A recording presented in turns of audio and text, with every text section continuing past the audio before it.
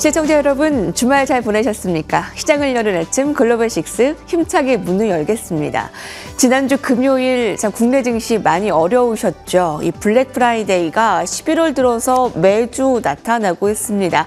다행입니다. 주말 사이에 여러분 반등이 크게 이루어졌습니다. 다우지수가 1% 넘게 상승을 하며 3대 지수 모두 오르며 지난 금요일에 하락폭을 많이 만회하려는 움직임의 노력이 있을 것 같고요. 외국인들의 매도 또 환율의 압박 어떻게 헤쳐나갈지가 이번 주 관건이 될 것 같습니다.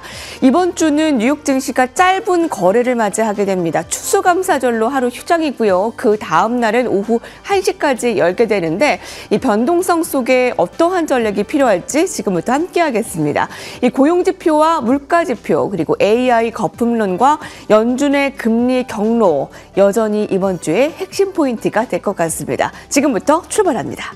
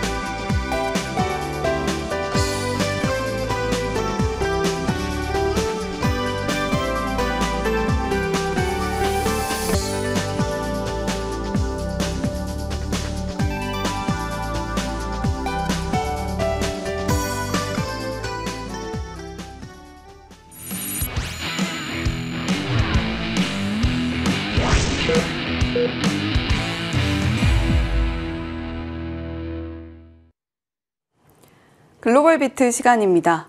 이번 한 주가 또 새롭게 밝았습니다. 지난주 동안은 극심한 변동성에 시달리면서 투자하기가 참 어려웠던 한 주였다라고 느끼셨을 텐데요. 이번 주에는 좀 나은 상황이 전개되기를 바라봅니다. 지난 금요일장 3조 달러가량의 옵션 만기를 맞이한 가운데에서 그래도 기술주들이 다시금 조금 힘을 내고 있습니다. 하지만 여전히 AI 관련해서 좀 덜컹거림은 유지가 될 것 같다라는 시선이 지배적인데요. 이런 가운데에서 이제 FOMC를 기다리는 투자자들은 연준의 입을 바라보면서 앞으로의 투자 전략을 꼼꼼히 세워야 될 것 같습니다. 네, 롤러코스터 장세를 그렸던 지난 한 주였습니다. 여전히 AI 과열 우려와 같은 악재가 완전히 해소된 건 아니죠. 하지만 금리 인하에 대한 기대감이 금요일장 반등의 트리거로 작용을 했습니다. 이날 시장 상황 자세하게 확인해 보시죠. 목요일 급락의 아픔이 워낙 심했습니다. 그랬던 터라 이날의 반등이 유난히 더 반갑게 느껴졌는데요. 나스닥 지수가 0.9%가량 이 고점 대비해서는 상승분을 약간 반납했습니다. 다우지수와 S&P 500 지수 각각 1% 안팎의 상승세를 가져갔죠. 시장의 분위기를 전일 대비 드라마틱하게 바꿔줬던 것은 존 윌리엄스 뉴욕 연은 총재의 발언이었습니다. 연준 안에서 실질적인 2인자로 여겨지는 인물이죠. 여러 가지 이유가 있는데 일단 첫 번째로 뉴욕 연은 총재는 전통적으로 상시 투표권을 가지게 됩니다. FOMC 안에서 영향력이 커질 수밖에 없는 대목이고요. 그리고 또 연준 의장의 가장 중요한 정책 파트너로 평가가 되기도 하죠. 파월 의장의 핵심 참모이자 의사 결정의 핵심 축이라는 의미가 되겠습니다. 윌리엄스의 발언을 보시면 현재 통화 정책은 다소 제약적이다. 단기적으로 정책 금리를 중립 금리에 가까운 수준으로 이동시킬 여력이 있다. 쉽게 말해서 금리를 인하시킬 수 있다라는 발언을 내놓은 겁니다. 시장에서는 사실상 12월 인하의 시그널로 해석을 했고요. CME 패드워치 툴에 반영되어 있는 12월 인하 가능성은 전날 30%대까지 폭락을 했었지만 이날 단숨에 70%가량으로 치솟기도 했습니다. 그런가 하면 비트코인의 변동성이 증시에 영향을 주고 있다라는 분석들도 잇따르고 있습니다. 비트코인 가격이 급락하자 레버리지를 상대적으로 높게 사용하던 가상화폐 투자자들이 증거금 부족 사태에 직면을 하고요. 이에 따라서 부족한 자금을 마련하고 유동성을 확보하기 위해서 특히나 주식 가운데서도 기술주를 강제로 매도하기에 이르렀다라는 것이죠. 거기다가 비트코인의 급락이 주요 헤지펀드들의 알고리즘 매매를 자극했다는 분석도 있습니다. 가격 급락이 위험 회피에 대한 신호를 보냈고 펀드멘털과 무관하게 CTA 펀드의 기계적인 매도들을 촉발했다라는 것이죠. 금요일장에서 비트코인 가격이 워낙 심하게 변동성을 보였다 보니까 이 움직임을 주시해야 된다라는 분석들이 잇따르고 있는 겁니다. 달리 말하자면 비트코인이 나스닥의 선행 지표격으로 우리가 해석해 볼 수 있다라는 해석도 가능하겠는데 실제로 다음 화면을 넘겨서 두 개의 차트를 나란히 놓고 보시면은요. 최근 한 달 동안의 차트입니다. 노란색으로 표시되어 있는 것이 나스닥 지수 그리고 아래 파란색이 비트코인의 차트가 되겠습니다. 방향이 동조화된 채 움직이고 있는 추세를 확인할 수가 있죠. 비트코인의 급락이 지수에 영향을 미치고 있다라는 주장을 뒷받침할 수 있는 증거로도 우리가 볼 수가 있겠습니다. 헤지펀드 매니저인 빌 에크먼 역시도 이러한 목소리에 힘을 실었습니다. 암호화폐 급락으로 인한 증시 영향이 커지고 있다.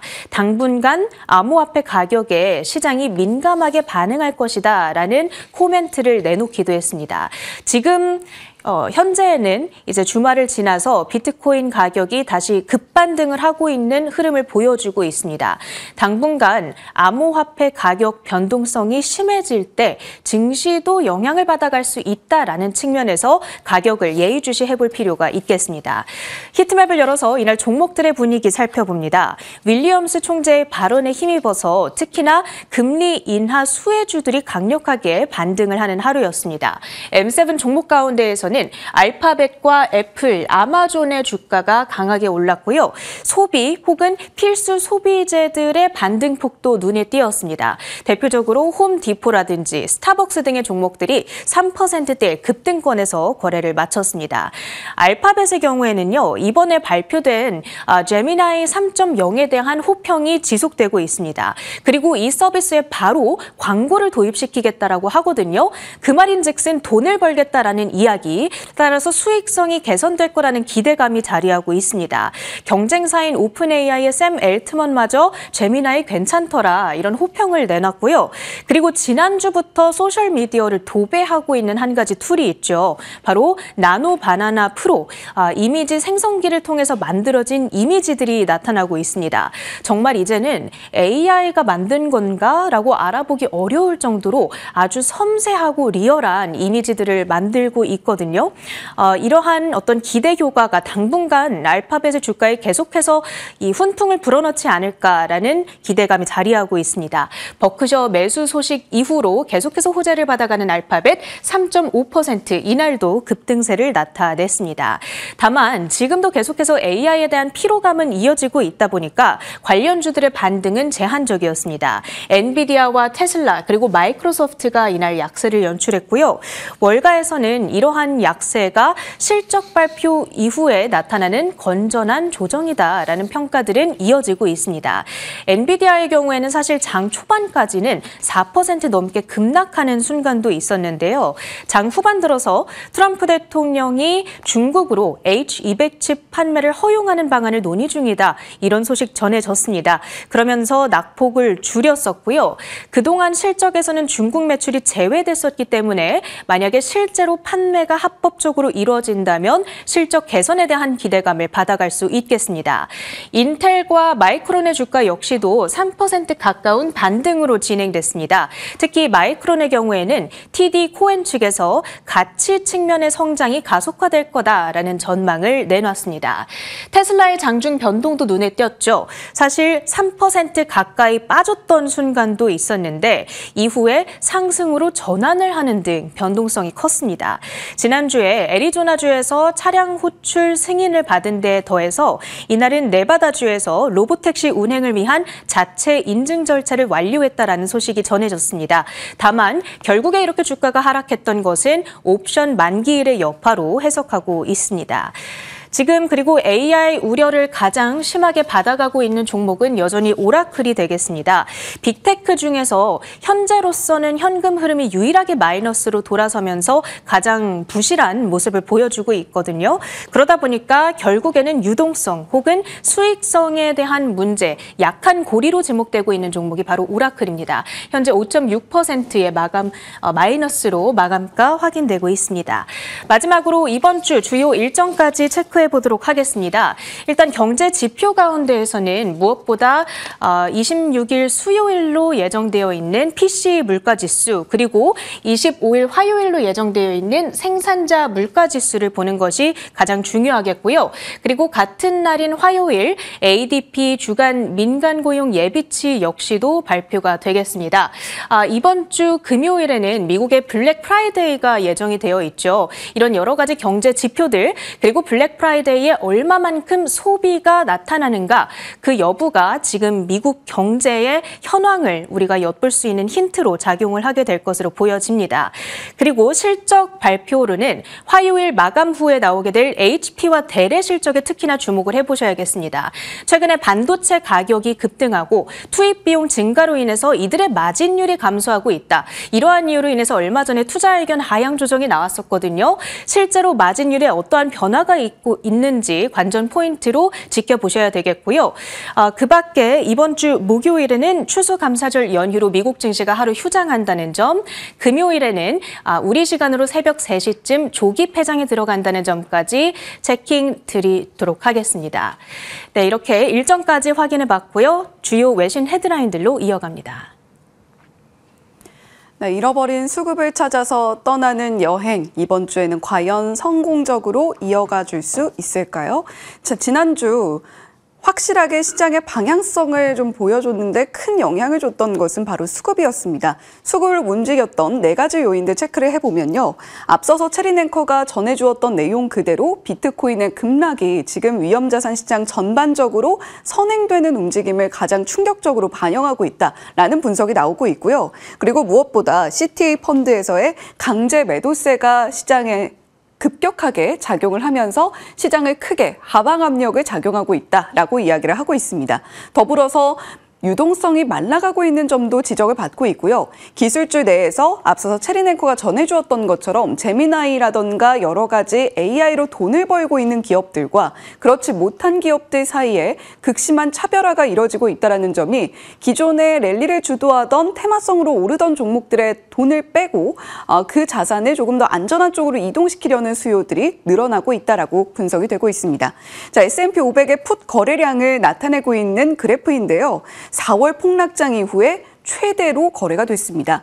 S&P 500의 풋 거래량이 늘었다라는 것은 하방 압력이 더 커질 것이다라는 쪽에 베팅하고 있는 확률이 늘어나고 있다는 거죠. 자, 그런데 4월 폭락장 당시에도 S&P 500의 풋 거래량이 상당히 크게 발생을 했었거든요.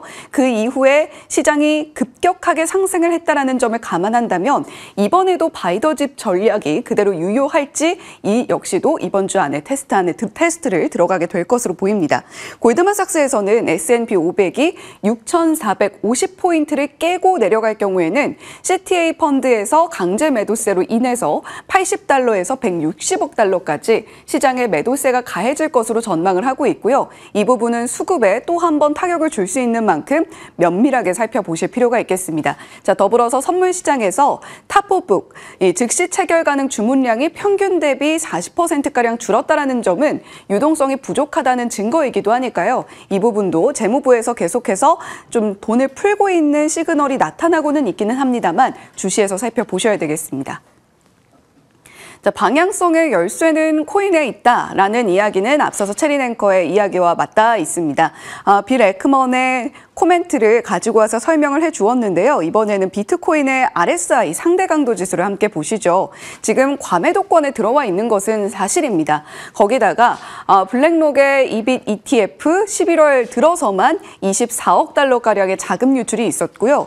비트코인을 상당히 많이 거래하는 많은 비트코인을 가지고 있는 이 거래자들을 고래라고 하죠. 고래들의 매도세 그리고 기관들은 매수세가 감소했다라는 점도 비트코인의 유동성도 크게 영향을 미치고 있습니다. 더불어서 가장 크게 영향을 미쳤던 것은 바로 이 부분인데요. 1월 MSCI에서 비트코인을 가지고 있는 비중이 크게 50% 이상으로 나타나는 기업들의 경우에는 MSCI에서 빼게 될 수 있다라는 이야기가 나온 영향입니다. JP모건이 굉장히 경고성의 위급한 논조의 보고서를 냈는데요. 1월 MSCI에서 기업 총 자산 중 암호화폐 비중이 50%를 넘어가는 기업들의 경우에는 디지털 자산 보유 기업으로 분류하고 주요 주가 지수에서 제외할 수 있다라고 이야기를 하고 있습니다. 이 부분을 굉장히 주시해야 된다라고 JP모건은 경고를 하고 있는 건데요. 이 경우에는 마이크로스트래티지가 제외되게 되죠. 패시브 펀드 자금만 약 28억 달러가량 이 한 종목만으로 강제 매도가 발생할 수 있다라고 코멘트를 하고 있습니다. 스트래티지 한 종목에 그치는 것이 아니라 시장 전체의 패시브 자금을 움직일 수 있기 때문에 상당한 부담으로 작용할 수 있다라고 이야기를 하고 있는 거죠. 자, 그렇다면 이 악순환이 어떻게 형성되는가? 마이크로스트래티지가 편출되게 되면 마이크로스트래티지가 지금 가지고 있는 거래될 때 주가에 반영되고 있는 프리미엄 역시도 매력도가 떨어지게 되죠. 이러한 프리미엄이 감소하게 되면 마이크로스트래티지의 주가 하락으로 이어지게 될 것이고 코인에 대한 매수 여력이 감소함에 따라서 스트래티지의 주가는 또 떨어지게 될 겁니다. 이에 따라서 비트코인 가격도 함께 압력을 받아갈 수밖에 없을 것이겠고요. 스트래티지 기업 하나가 비트코인 시장 전체를 움직일 수는 없겠으나 투심에도 영향을 줄 수밖에 없기 때문에 위험 자산 시장 전반에 압박으로 작용할 것이다. 이런 이야기입니다. JP모건은 MSCI 지수 편출 시에 막대한 자금 유출 리스크가 있다라고 이야기를 하고 있는데요. 이렇게 28억 달러로 마이크로스트래티지 한 종목에 강제 매도 가능성을 이야기를 하고 있지만 그 움직임이 번지게 된다면 타 지수 사업자들이 동참했을 때는 그 규모가 88억 달러까지 늘어날 수 있다라고 이야기를 하고 있습니다. 자, 관련 결정은 12월 31일 협의가 종료가 되고요. 1월 15일 최종 발표가 되는 만큼 또 하나의 큰 변동성이 될 수 있다라는 여지는 남겨두고 이 이슈도 계속해서 팔로우업 해드릴 수 있도록 하겠습니다. 자, 모건 스탠리에 이어서 JP모건도 12월 인하 전망을 철회했다라는 소식이 주말 사이에 들려왔죠. 지금 유동성 파티 장세가 벌어지고 있다라는 코멘트를 뱅크 오브 아메리카에서 하고 있습니다. 자, 그렇다면 금리 인하와 관계없이 앞으로 시장의 방향성을 조금은 긴 시간대로 살펴보게 된다면 뱅크 오브 아메리카의 마이클 하트넷은 여전히 강세론을 지지하고 있습니다. 글로벌 중앙은행이 올 한 해 들어서 316차례 금리 인하를 결정을 했는데 이로 인해서 비트코인이라던가 암호화폐 시장 그리고 주식 시장 전반적인 자금 시장에 유동성 파티가 벌어졌다라고 이야기를 하고 있습니다. 그런데 이 유동성 파티가 일어나다 보니 모든 자산이 유동성 피크에 도달을 해 있는 상황이고 연준이 지금 추가 인하를 강요받을 수밖에 없는 환경이 조성됐다라고 코멘트를 하고 있는데요. 이렇게 유동성이 피크에 도달하는 상황 속에서는 연준의 선택지가 줄어들 수밖에 없게 되고 연준이 결국 항복을 하게 된다면 대규모 투자 기회가 또 한 번 열릴 것이다라는 것이 마이클 하튼의 전략가의 입장인 거죠. 유동성 변화에 가장 민감한 암호화폐가 시장의 풍량계 역할을 하게 될 것이다라고 코멘트를 하고 있는데요. 지금 마이클 하트넷이 제시하고 있는 부분은 이렇게 유동성과 관련된 그래프였고 상당히 높은 레벨까지 올라와 있는 것을 살펴볼 수가 있습니다. 암호화폐 시장도 당분간은 나스닥과 S&P 500 지수의 선행 지표가 될 수 있는 만큼 함께 투자를 하지 않는 분들도 주요한 지표로서 살펴보실 필요가 있다라는 이야기가 되겠죠.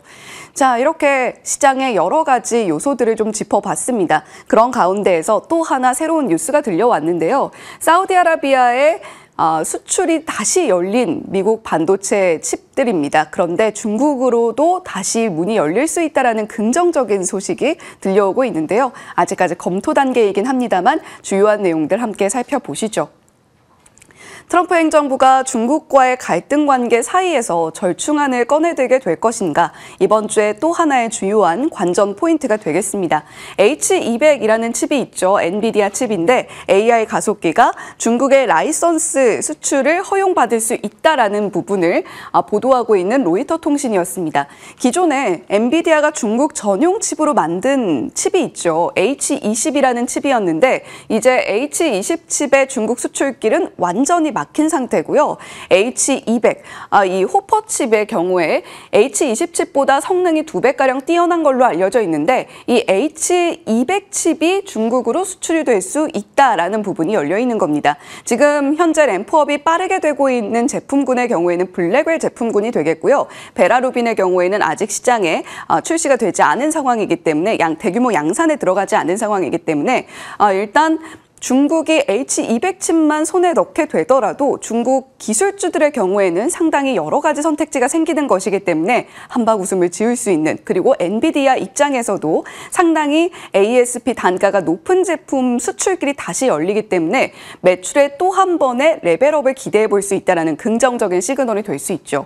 자, 이 그래프는 지금 국가별로 엔비디아의 실적이 어떻게 반영되고 있는가를 나타내고 있는 그래프인데요. 가장 위쪽이 지금 글자가 잘 보이지 않는데 중국입니다. 중국이 회계연도 기준 2023년으로는 21.4%의 점유율을 가지고 있었는데 16.9%, 13.1%로 연도별로 계속해서 좀 줄어드는 모습을 나타내고 있습니다. 물론 그 사이에 우회국으로 좀 지적이 되고 있는 싱가포르의 점유율이 꾸준히 늘어서 기존의 10% 미만에서 18.1%까지 늘어났다라는 점은 엔비디아의 고급 수출 칩들이 싱가포르 등 우회 국가들을 거쳐서 중국으로 흘러갔다라는 의혹을 반영을 하고 있기는 합니다만 일단 표면적으로 보이고 있는 중국의 점유율 자체는 굉장히 빠르게 줄어들고 있다. 매출 비중도 굉장히 작아지고 있다는 부분을 반영하고 있습니다. 호퍼 제품군은 출시된 지 13개째 분기를 맞이하고 있고요. 데이터 센터양 총 매출의 4%라고 이번 실적 발표에서 확인을 해주었습니다. 자, 다만 이러한 부분은 논의 초기에 불과하고요. 의회 안에서 이 대중 강경파들의 힘도 상당히 좀 강합니다. 따라서 반발 준비를 벌써 들어가고 있다는 소식도 들려오고 있는 만큼 관련한 논의가 얼마나 빠르게 전개될 수 있을 것인가 여부도 반드시 체크를 해보셔야 되겠죠. 자, 이 소식으로 인해서 어떠한 영향권 안에 들어가는 종목들이 있을 것인가를 좀 들여다보겠습니다. 엔비디아와 반도체 업계 의미 있는 ASP 제품을 공급할 수 있다는 점에서 실적에는 당연히 청신호고요. 블랙웰이라던가 초고성능 칩을 차단하겠다라는 미국 행정부의 기조와도 맞닿아 있기 때문에 일단은 서로 윈윈하는 전략처럼 보여집니다. 자, 매출 미스와 추경 리스크, 물론 장기적으로는 시각으로 살펴볼 때는 그렇게 볼 수도 있을 텐데요. 매출 미스와 추경 리스크를 완화할 수 있는 타협안이 되겠다라는 분석 나오고 있죠. 중국 정부와 기술주의 입장에서는 기술 기업에 강력한 GPU 옵션이 들어갈 수 있다는 부분은 상당히 긍정적입니다. 알리바바라던가 텐센트처럼 중국의 기술을 주도하고 있는 기업들이 기존 중국 기업들보다 훨씬 더 많은 선택지를 가지고 AI 모델을 빠르게 개발할 수 있다는 점은 긍정적이란 이야기인데, 다만 멀티 벤더, 멀티 아키텍처 전략은 계속해서 이어지게 될 것으로 보입니다. 미국과 중국 사이의 관계가 완전히 안정된 것이 아니기 때문에 중국 입장에서도 계속해서 이 AI 패권을 다져나가기 위해서는 자국 기업들의 육성이 굉장히 중요한 문제고요. 따라서 투트랙 전략을 계속해서 유지를 하면서 막대한 투자 그리고 개발이 함께 동시에 이루어지게 될 것이다 라는 분석입니다.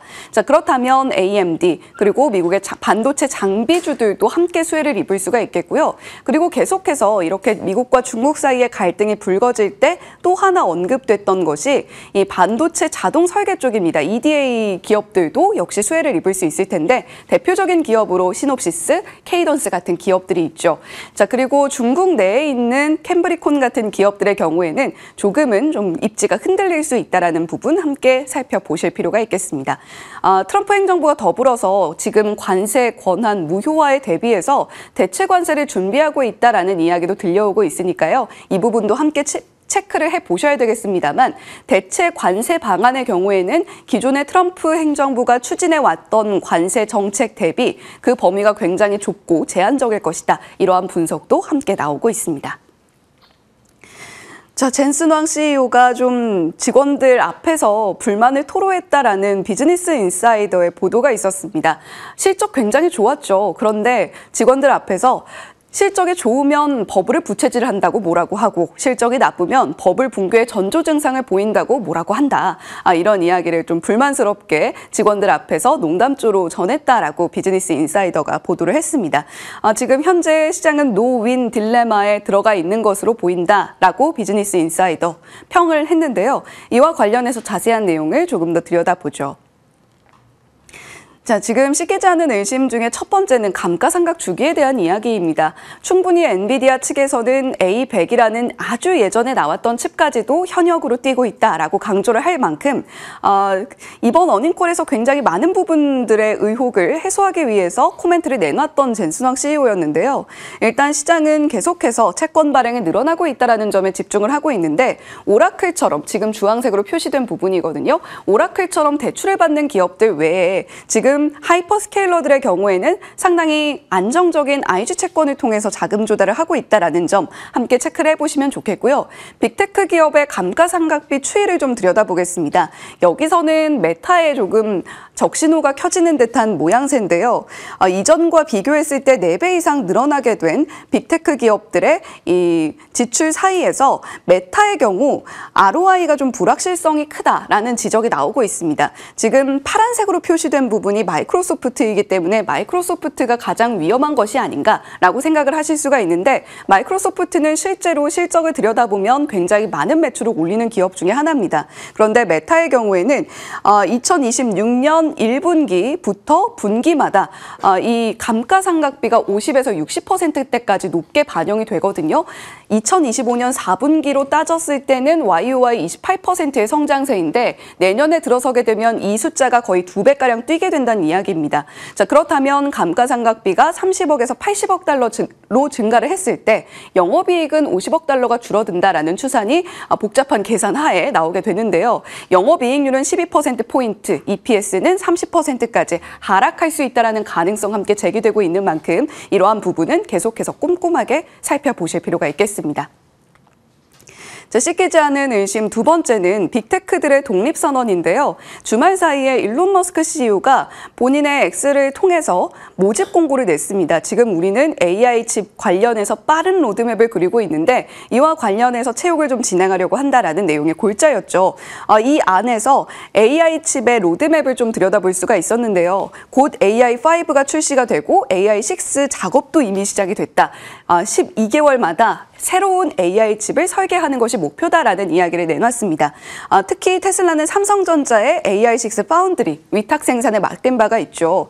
2033년까지의 계약 기간으로 165억 달러, 우리 한화로는 23조 6천억 원의 상당에 달하는 계약 물량이었습니다. 상당히 큰 규모였는데 지금 하이퍼스케일러들의 자체적인 칩 로드맵도 함께 정리를 해봤으니까요. 참고하시면 좋겠고요. 이 가운데에서 실질적으로 엔비디아의 GPU를 좀 대체하는 역할을 가장 크게 하고 있는 것은 구글의 TPU가 되겠습니다. 2015년부터 가동을 시작했던 좀 역사가 그래도 나름대로 깊은 칩이기 때문에 TPU의 이 확장성은 함께 계속해서 지켜보실 필요가 있겠고요. 그 밖에도 오픈 AI, 오라클, 애플 역시도 자체적으로 칩을 계속해서 양산하려는 시도 또는 양산을 하고 있는 만큼 참고해 보실 필요가 있겠습니다. 글로벌 비트 전해드렸습니다.